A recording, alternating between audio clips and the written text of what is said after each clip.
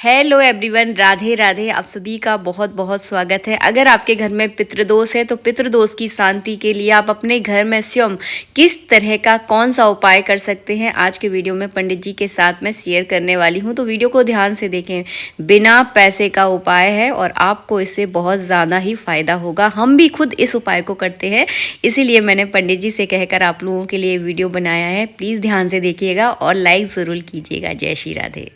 जय श्री राधे मित्रों। सबसे पहले अगर आपको गीता का पाठ करना है, अगर आपके घर में आपको लगता है कि पितृदोष है तो पितृदोष के लिए सबसे सरल उपाय यही है कि आप गीता का पाठ करें। हालांकि पितृदोष के लिए कई उपाय है, त्रिपिंडी श्राद्ध है, नारायण बलि है, नागबलि है, श्रीमद् भागवत सप्ताह पारायण है और श्रीमद् भगवत गीता पाठ है। तो गीता का पाठ आप किस तरीके से कर सकते हैं? तो गीता जो है, आप जो है गीता प्रेस की या तो छोटी पुस्तक भी ले सकते हैं, एक इससे बड़ी आती है, उसमें हिंदी और संस्कृत दोनों रहते हैं। ये चूंकि मूल है, इसमें हिंदी वो सॉरी क्षमा कीजिए, इसमें जो है पूरी संस्कृत है, इसमें हिंदी नहीं है। तो आप जो है प्रतिदिन एक अध्याय का पाठ करें। तो एक अध्याय का कैसे करना है? जैसे आपको अमावस से प्रारंभ करना है या पड़वा से प्रारंभ करना है, तो अमावस को पहले अध्याय का पाठ कर लो। आप एक दिन में एक अध्याय क्या हो गया। दूसरे दिन द्वितीय तिथि को जो है दूसरे अध्याय का पाठ कर लो। तीसरे दिन तृतीय तिथि को तीसरे अध्याय का पाठ कर लो। इसी प्रकार चौथे दिन चतुर्थी को, पंचवें दिन पांचवी को, छठवें दिन षष्ठी छठवें को, सातवें दिन सप्तवें अध्याय को, आठवें दिन आठवें अध्याय को, नौवें दिन नौवें अध्याय को, 10वें दिन 10वें अध्याय को, और पूर्णिमा को समापन करना है आपको। तो 11वें दिन जो है 11वें 12वें अध्याय को कर लो। 13वें उसके बाद में 12वें दिन 13वें 14 को कर लो, और 13वें दिन जो है 15वें 16। तो ऐसे जो है आपकी पूर्णिमा के पहले जो है गीता का पाठ 16 दिन में 15 दिन में पूरा हो जाएगा। तो एक मतलब 10वीं तक या एकादश आप अपनी सुविधा, जैसी सुविधा रहे आपको उस हिसाब से आप कर सकते हैं। तो गीता का पाठ प्रतिदिन कर, और अगर पूरा भी एक एक अध्याय नहीं कर सकते हैं तो आपको जो है फिर सप्तमें अध्याय का, गीता के सप्तम अध्याय का जो है पाठ जो है विशेष बताया गया है। कुछ लोग 10वें अध्याय को भी बताते हैं गीता का पितरों के शांति के लिए, और सप्तम अध्याय का तो विशेष फल देखा गया है कि इसके पाठ करने से, इसमें कोई ज़्यादा नहीं है, 20-25 श्लोक है श्रीमद् भगवद गीता में। 7वें अध्याय में जो है 30 श्लोक है। तो 30 श्लोकों में कोई ज़्यादा समय भी नहीं लगता, आप आराम से जो है पाठ कर सकते हैं। और इस गीता जो ग्रंथ जो है ये भगवान के श्रीमुख से निकला हुआ है, किसी ने इसकी रचना नहीं की है, किसी ने इसको लिखा नहीं है। जैसे 18 पुराणों की रचना श्री व्यास जी महाराज ने की थी, तो इस प्रकार ये गीता जो है भगवान श्री कृष्ण ने कुरुक्षेत्र में अर्जुन को सुनाई थी। तो इसमें 3-4 लोगों का संवाद है, जैसे धृतराष्ट्र का है, अर्जुन कृष्ण का संवाद है और संजय, ये 3-4 लोगों का संवाद है। इसमें धृतराष्ट्र जो है पूरे 18 अध्यायों में मात्र एक बार ही उन्होंने प्रश्न किया है। उसके बाद में जो है अर्जुन और कृष्ण के कई बार संवाद रहे हैं। संजय का भी कुछ समय के लिए कुछ श्लोकों में संवाद है। तो इस प्रकार आप जो है श्रीमद् भगवद गीता का पाठ कर सकते हैं। श्री परमात्मने नमः।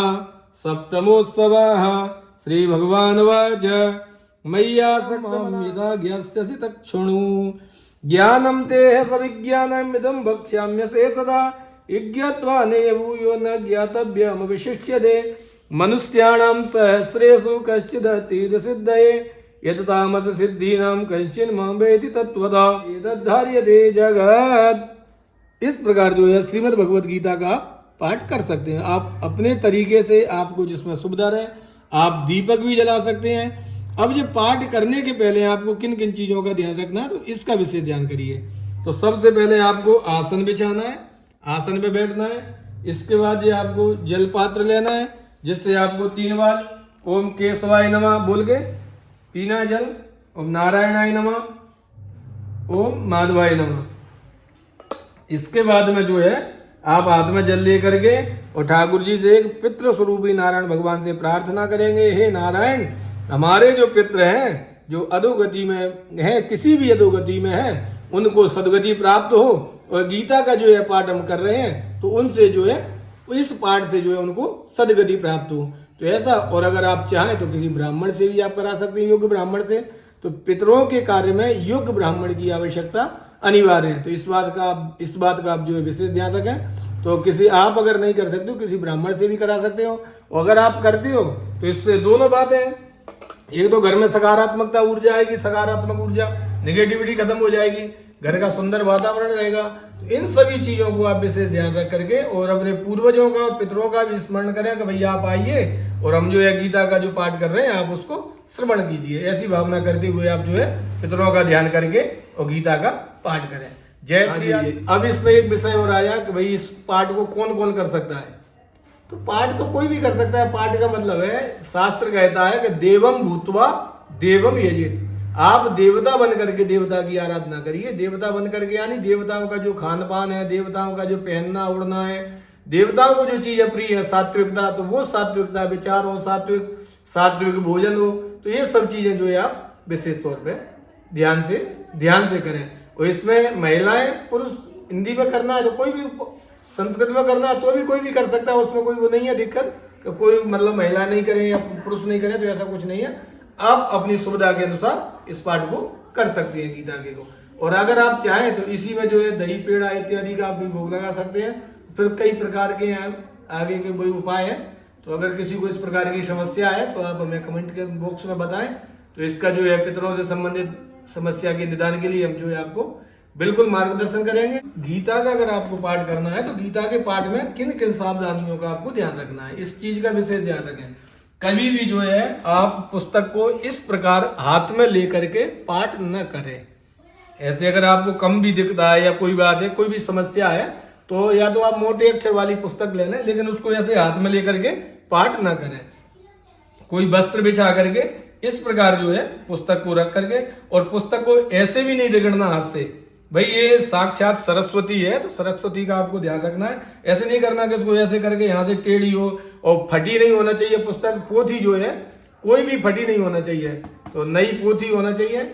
और अगर पोथी कहीं से फट जाती है या जीर्णता उसके अंदर आ जाती है तो उस पोथी का जो है आपको विसर्जन कर देना चाहिए और नई पोथी से आपको पाठ करना चाहिए। तो पाठ में आपको विशेष ध्यान जो रखना है, जैसे पोथी का, आसन का, और उसके नीचे पोथी के नीचे कोई आसन और अपने नीचे भी कोई आसन।